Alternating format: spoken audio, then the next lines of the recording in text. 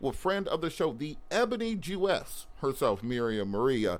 I love the name. I do. I absolutely love the name. Okay, yeah. It sounds like it should be a restaurant. I'm not gonna lie to you. It sounds like it should be like a fusion Jewish soul food restaurant. Soul food, yeah. Okay, we're gonna get off topic for a second. We're gonna go on an autism side quest. I made a pastrami a couple weeks ago. So I corned an entire brisket for a week, and then I then smoked it with peppercorns and everything else. But then I took the pastrami and I had a bunch of it. Kind of made Rubens because that was the kind of idea around it. But then I made pastrami pho, which is amazing. But then we made pastrami soul food egg rolls with pastrami, collard greens, and macaroni and cheese rolled into an egg roll. It was amazing. So if you make an Ebony Jewess restaurant, you're gonna put it out there to add that to the menu. That's interesting. Oh yeah, I'm telling you, we're in this together. I'm trying to get in where I fit in. And we tell Michael Twitty, don't think about it. that is the whole Michael Twitty. But so on kind of using that as a segue, kind of the historical connection between the black community and the Jewish community. Much of civil rights history, MLK will tell you, was financed by the Jewish community. We were talking about the Freedom Rides. You had Jewish organizers who were right there hand in hand. So there's historically been a strong relationship between the black community and the Jewish community in America that has become strained, I feel like, in the last 20 years or so, while the politics has seemed to pull us in different directions. Despite having very similar root experiences here in America.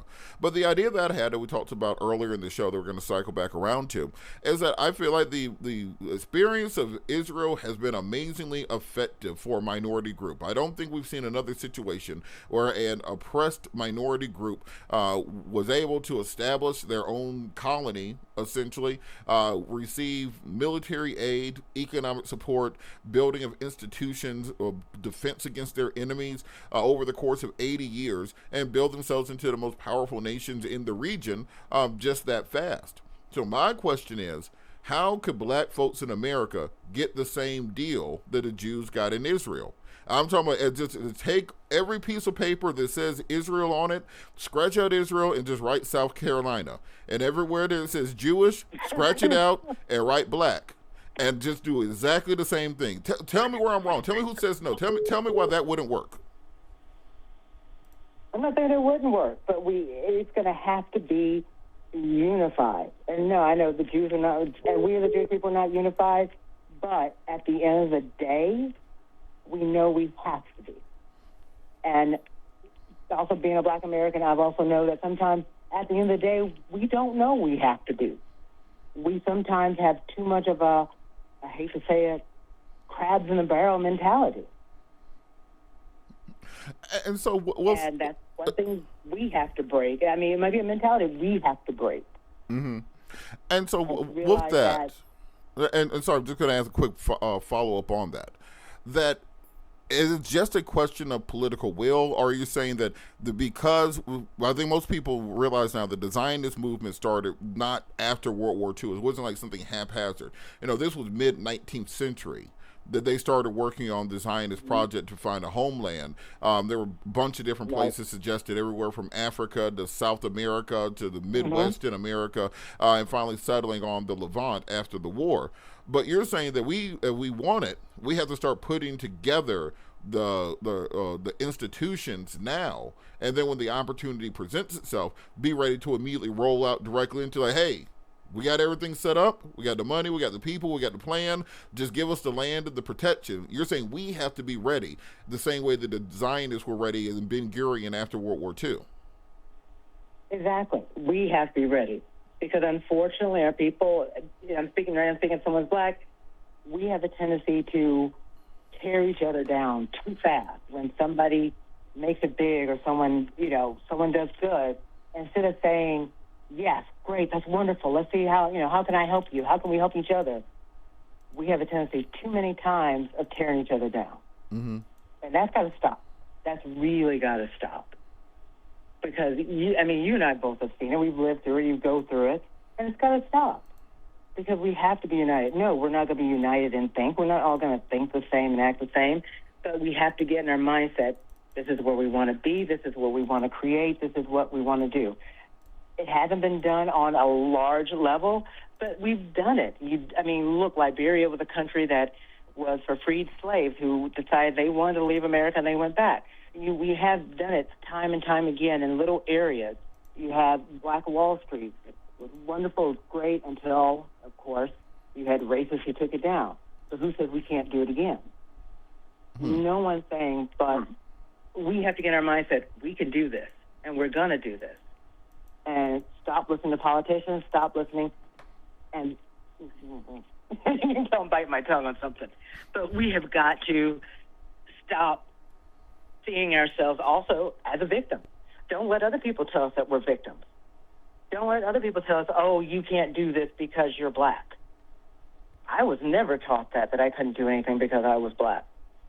My parents, my teachers, black and white, have never said that to me. But we as a black people have got to get that in our head that we can do anything we want to, period. And so the question now, and this is where I think there's a separation between, because black folks generally are pretty conservative on most issues and wouldn't disagree with that. But I do think that there's usually contention where you'll say, okay, great, we're not victims, but could our friends on the other side of the aisle, when they see people trying to victimize us, stand up and push back against it? So when we see them cutting programs that result in 600,000 black women being out of jobs, could we have, Byron Donald or somebody stand up and say, no, I disagree with that?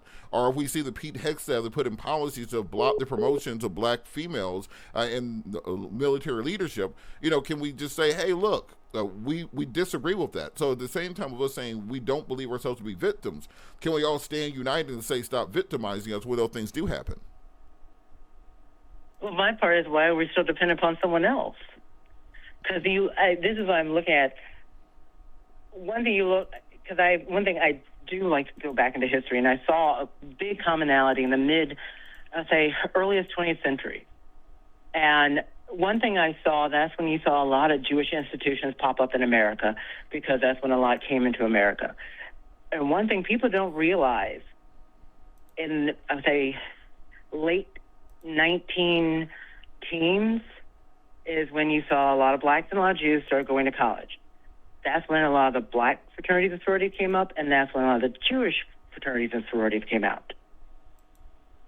And the reason why I'm saying that is because we all turned within ourselves. We didn't say, oh, I want to join your white sorority or your white fraternity or your white this or white that. We turned ourselves, and look at how wonderful the Divine Nine is now. Look at everything they fund, everything they do, the scholarship funds. If you get my point, it's just like, why are we depending on someone else for programs? We have enough black millionaires, I believe, in this country that could provide those programs. Well, I think... And not depend upon the government, and probably do better. Because I hate to say it, but this is the issue. I don't consider the greatest... Okay, go ahead. We got to go in a second, the bottom of the hour. But I think the difference is when we're talking about a federal government that is $37 trillion currently in debt, that is debating a $1.5 trillion military budget. There ain't no number of mom and pop businesses, of hair salons, of barbecue restaurants, etc., that are going to be able to compete financially with what the federal government and its programs and its budget can do.